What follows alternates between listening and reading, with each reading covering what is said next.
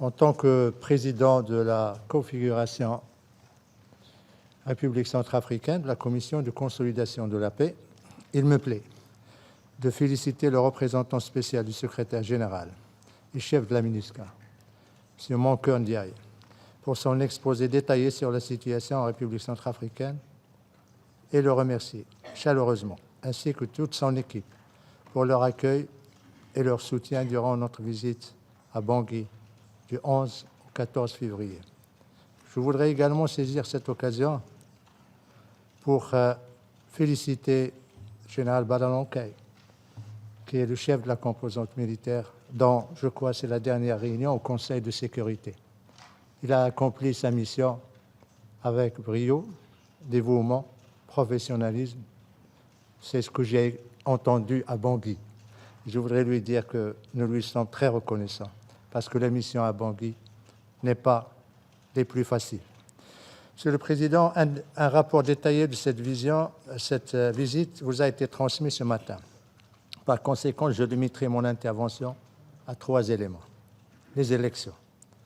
Les prochaines échéances électorales, en l'occurrence les élections présidentielles, législatives et locales prévues à partir de décembre 2020, seront cruciales pour l'avenir de ce pays.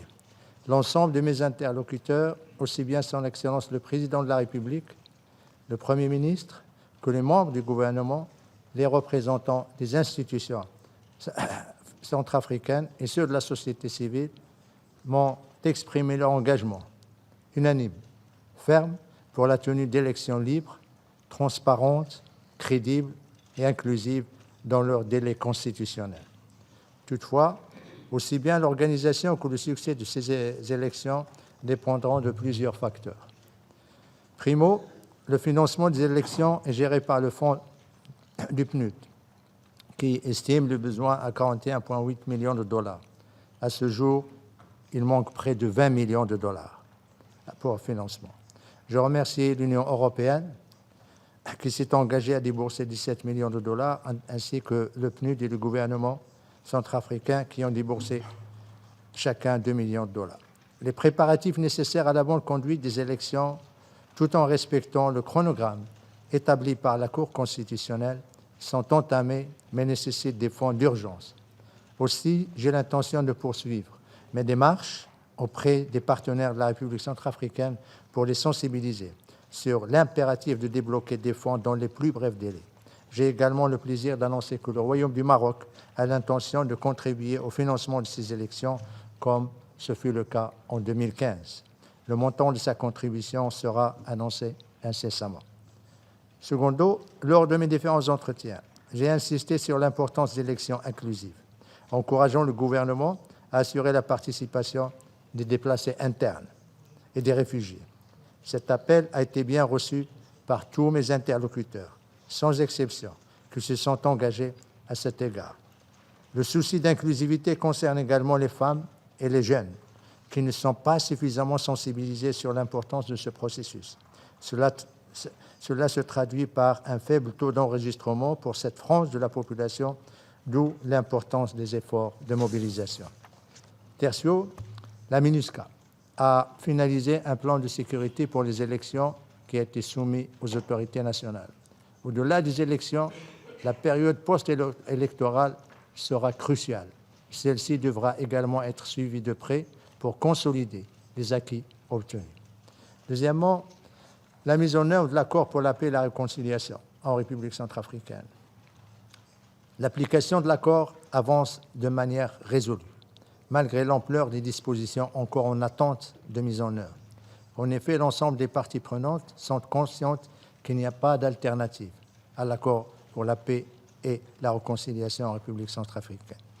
Comme cela a été déjà souligné par le représentant spécial du secrétaire général, des lois importantes prévues par l'accord, comme celles relatives aux partis politiques, la décentralisation et au statut des anciens chefs d'État, sont finalisées et seront adoptées incessamment.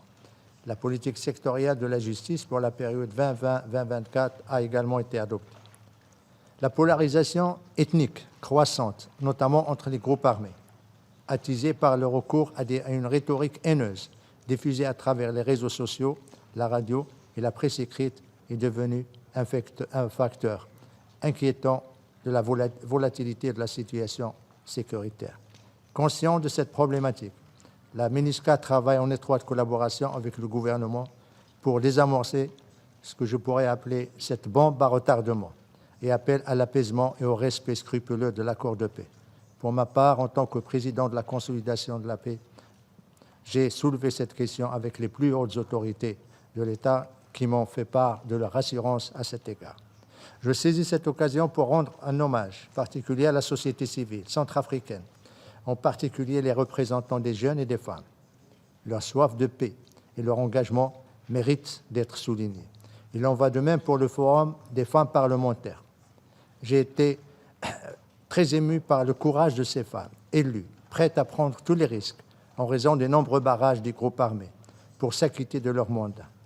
J'étais encore plus ému par une des parlementaires qui m'a assuré qu'elle était prête à se rendre à moto dans sa circonscription, bravant tous les dangers à plus de 600 km de Bangui, afin de sensibiliser la population sur l'importance de la participation aux prochaines élections.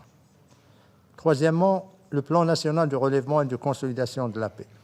Des avancées significatives, comme cela a été souligné ce matin, ont été réalisées durant l'année écoulée, avec un soutien renforcé de la Banque mondiale, du FMI et de l'Union européenne, mais également de la MINUSCA, de l'équipe pays et des partenaires bilatéraux de la République centrafricaine.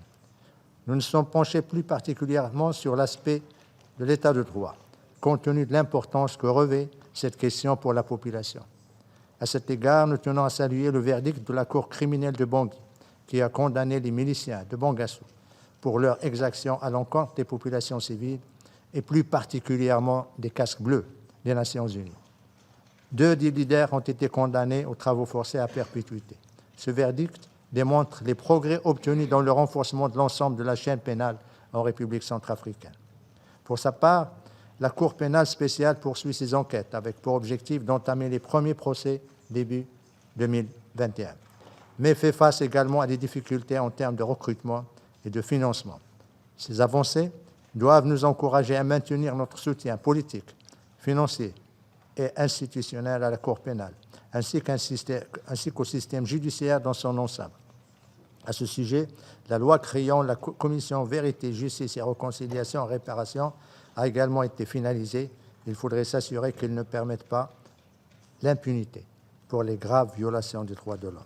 Enfin, je saisis cette occasion pour saluer le travail exemplaire du Fonds pour la consolidation en RCA. À l'occasion de mes différentes visites, j'ai pu constater de visu l'impact positif des projets financés par les fonds en République centrafricaine. Ce qui m'a impressionné lors de cette dernière visite, c'est davantage le caractère catalyseur du fonds qui ressort clairement en République centrafricaine. En effet, les investissements dans les projets sur la transhumance, le soutien aux unités mixtes ou encore la participation des jeunes à la vie politique constituent un facteur d'appel et d'encouragement aux autres bailleurs de fonds qui ont apporté parfois jusqu'à 100 fois le montant initialement déboursé par le fonds. Monsieur le Président, pour conclure, permettez-moi de partager avec le Conseil de sécurité les observations suivantes. 1. Les prochaines élections électorales seront un moment historique et une opportunité pour la pérennisation de la paix dans ce pays. Il serait dommage qu'ils ne puissent se tenir dans des conditions satisfaisantes à cause d'un déficit de financement, ce qui risque de compromettre les efforts et sacrifices consentis par les Nations Unies ainsi que les lourds investissements apportés par la communauté internationale jusqu'à présent en République centrafricaine.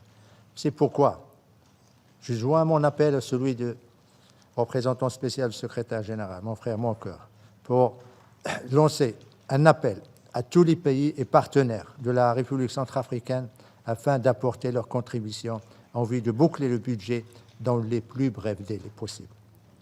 2. La MINUSCA a besoin de soutien ferme du Conseil de sécurité et des moyens humains et financiers pour la mise en œuvre de sa résolution 2499, afin de pouvoir continuer à sécuriser le pays et à soutenir le gouvernement aussi bien pour les élections que pour la mise en œuvre de la PPR et du RCPCA. 3.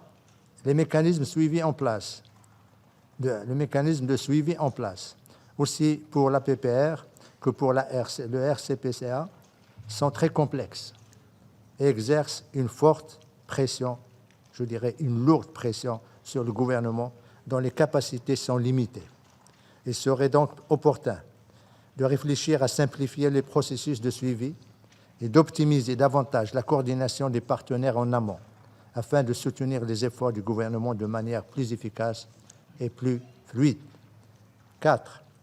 Le partenariat exemplaire entre l'ONU, l'Union africaine et la CEAC symbolise le potentiel de partenariat entre les Nations unies et les organisations régionales, notamment l'Union africaine.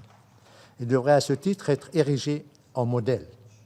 Le partenariat avec les organisations financières internationales est également crucial et permettra à terme de concrétiser de nombreux projets structurants.